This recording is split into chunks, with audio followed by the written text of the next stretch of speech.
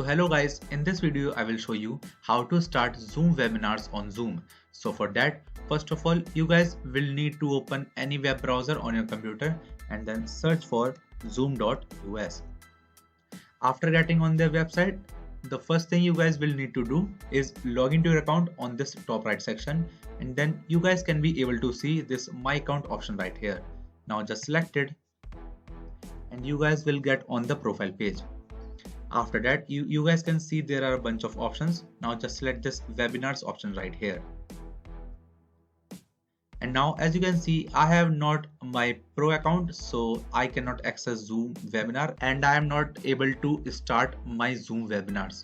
So first of all, you guys will need to upgrade your account to pro account, and then you guys will need to again come on this webinars section, and then you can start your Zoom webinars around here. So that's how you guys can be able to start your Zoom webinars on Zoom.